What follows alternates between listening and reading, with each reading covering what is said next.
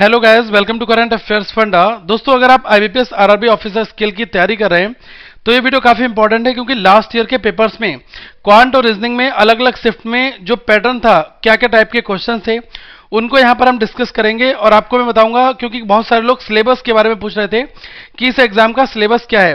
देखो, सिलेबस आपका complete cover हो जाएगा इस वीडियो में, तो आप इसको एंड तक जरूर देखें। आपको बता दूं कि पेपर में 80 क्वेश्चन होते हैं और 45 मिनट का टाइम आपको एलोकेट किया जाता है, जिसमें क्वांट और रीजनिंग दोनों 40-40 दोनों के क्वेश्चंस होते हैं और 40 नंबर के ही रहते हैं।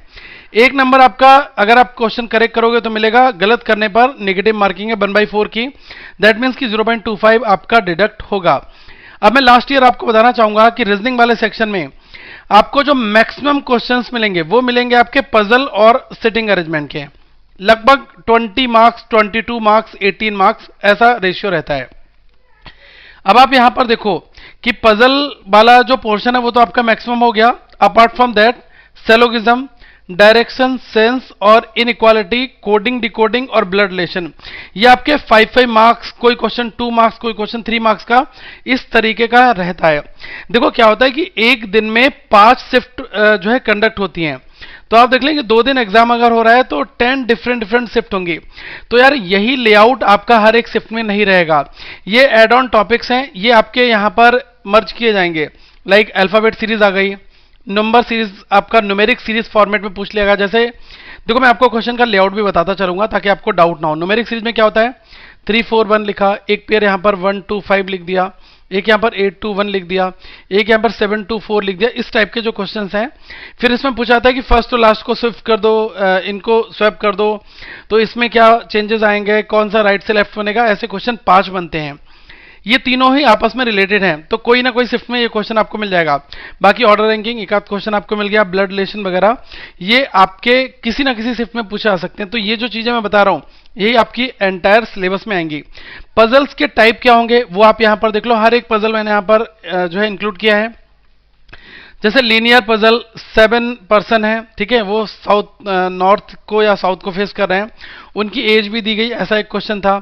बॉक्स पजल जिसमें 10 बॉक्स हैं, इनको आपको अरेंज करना है।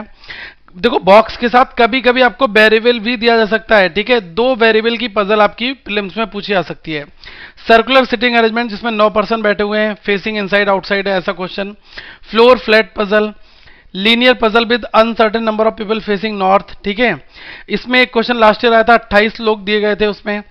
Different person age were given and arrange them, तो एज बेस्ड पजल इस फॉर्मेट में थी। फिर लीनियर सिटिंग अरेंजमेंट अनसर्टेन, जो ऊपर मैंने बात की वही है। फिर आप देख लो कि सिंगल लाइन में नॉर्थ डायरेक्शन या फिर साउथ डायरेक्शन में बैठे हुए हैं।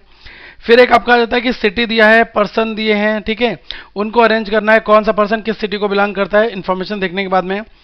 फिर आपका डे बेस पजल हो गया, ठीक है, जिसमें 2 वेरिएबल साथ में दिए जाते हैं। पैरेलल रो दे दी गई जिसमें नॉर्थ और साउथ फेसिंग आपके क्वेश्चंस बन रहे हैं। तो ये जो लेआउट है बेसिकली, ये आपका रीजनिंग सेक्शन में ये फॉर्मेट अलग अलग शिफ्ट में देखने को आपको मिलेगा। तो यही हमारा सिलेबस भी है, कोई ऐसा नहीं है कि बहुत अलग सिलेबस हो। अगर आप इतना कुछ कर ले जाओगे तो आप 95% आप पेपर को अटेम्प्ट कर लोगे, इससे बाहर कुछ नहीं होता है, ठीक है। अब मैं आपको थोड़ा सा क्वांट का बताना चाहूंगा। 40 नंबर, जिसमें आपकी जो डीआई है, 3 डीआई आपकी आती हैं, लगभग 15 नंबर का। कभी कभी 2 डीआई वो पूछ सकता है, लेकिन मिनिमम 2 डीआई तो रहती हैं। और 3 डीआई 4 डीआई भी आपकी हो सकती हैं। और डीआई में टाइप भी आपको बताऊंगा। इसके अलावा क्वाड्रेटिक इक्वेशन, ये आप देख लो, normal quadratic equation ax² + bx + c = 0, ये वाला जो लेआउट है ये आपका रहता है। कई बार आपका मिसिंग पूछाएगा, कई बार रॉन्ग नंबर पूछाएगा। अरिथमेटिक की जो वर्ड प्रॉब्लम्स हैं वो आपकी 15 पूछी जा सकती हैं, ठीक है। तो ये लेआउट रहता है। अगर मैं आपको एक सेक्शन की बात करूं यहां पर, तो इससे 3 डीआई आपकी कितनी हो गई, 15 नंबर की हो गई। 5 नंबर का आपका क्वाड्रेटिक हो गया, 5 का आपका ये हो गया, और अरिथमेटिक जो है आपकी 15 हो गई। तो ये कितना हो गया, 15 और 5 20 और 20 40। तो ये वाला पैटर्न भी आपका हो सकता है। अब जो स्वैपिंग होगी टॉपिक्स की, क्वांटिटी कंपैरिजन Q1 Q2, ये आपका आ सकता है। अप्रोक्सीमेशन के कई बार 5 क्वेश्चन डाल दिए जाते हैं बीच में, और वो भी अच्छे लेवल के होते हैं। तो पेपर में क्वांट में कुछ इस तरीके की सफलिंग हो सकती है। अब इन्होंने 4 डीआई कर दी, तो यहां पर ये क्वेश्चन 10 नंबर के कर देंगे। अमूमन पेपर जो है वो आपका 40 नंबर का है, इसलिए अरिथमेटिक भी 10 की जगह 15 का बढ़ जाता है, ठीक है। ये चीज आप थोड़ा सा ध्यान रखना पेपर में। जो डीआई के टाइप्स हैं वो ध्यान से एक बार समझ लो। जैसे मैं आपको यहां पर बता रहा हूं कि आपका एक हो गया टेबुलर डीआई, एक आपका हो गया बार चार्ट डीआई, एक हो गया लाइन ग्राफ, एक हो गया पाई चार्ट और बैंड डायग्राम केसलेट डीआई। तो अगर आप ये डीआई कर ले जाते हो तो आपको हर एक सेट में 2-3 डीआई इस फॉर्मेट में मिलेंगे। कहीं पर आपको पाई चार्ट मिलेगा, कहीं पर आपको लाइन मिलेगा, और सब में जो डेटा रिप्रेजेंटेशन का वे है वो अलग अलग है। आपको अगर 5 टॉपिक आते हैं अच्छी तरीके से, एक तो परसेंटेज, एक आपका एवरेज हो गया, आपका एजेस भी रहता है, ठीक है, परसेंटेज के अलावा आपका रेशियो हो गया, ठीक है, और जो फास्ट कैलकुलेशन है वो चीज आती है, तो आप डीआई को इजीली निकाल ले जाओगे। डीआई बहुत टफ नहीं आता है, लेकिन हाँ समटाइम्स ये देखा गया है कि डीआई मॉडरेट आया, प्रीलिम्स में क्वेश्चन हिल नहीं रहा था, दिक्कत आ रही थी, इस वजह से 40 क्वेश्चन में से मैंने केवल 22 अटेम्प्ट किए, मैंने 24 अटेम्प्ट किए, ऐसी सिचुएशन बनती है। लेकिन अगर पेपर आसान रहता है तो आप ये मानकर चलो कि 80 में से बंदे 76-78 मार्क्स भी लेकर आते हैं, ये पॉसिबल है बिल्कुल, ठीक है। तो डायरेक्टली मैं यही कहूंगा कि रियल टाइम प्रैक्टिस करो, डेली प्रैक्टिस करो, और जो लेटेस्ट पैटर्न है इसके ऊपर आप मॉक बनाओ। तो आगे हम फिर मिलेंगे अगले सेशन में, और आई होप आप इस वीडियो को लाइक शेयर जरूर करेंगे। और एक चीज दोस्तों और बता दूं कि सेम इसी वीडियो का जो अगला एनालिसिस है वो हम करेंगे ऑफिस असिस्टेंट का, सो दैट ऐसे लोग जो क्लेरिकल कैडर के लिए अप्लाई करना चाहते हैं वो लोग भी इन चीजों को समझ लाएं। और आगे मैं आप सभी को कट ऑफ भी लास्ट ईयर की बता दूंगा, ताकि आपको थोड़ा सा लेआउट पता लगे कैसा क्या यहाँ पर चल रहा है। बाकी ये सब चीजें अलग होती हैं, लेकिन हाँ हमें, अगर हम एक्टिव पार्टिसिपेशन कर रहे हैं, इस एग्जाम्स की जर्नी में हैं, तो हमें हर एक चीज के बारे में पता होना चाहिए।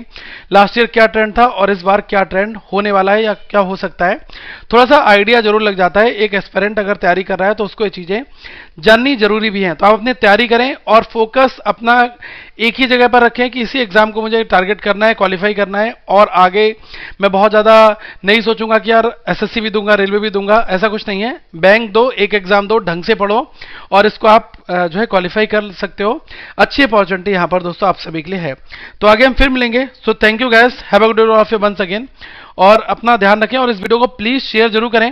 यहां पर कुछ क्वांट वगैरह की प्लेलिस्ट आपको मिल जाएंगी, और वीडियो को अलग अलग डिफरेंट ग्रुप में शेयर करें ताकि उनके पास भी ये कंटेंट पहुंच पाए। Thank you, have a good day to all of you once again.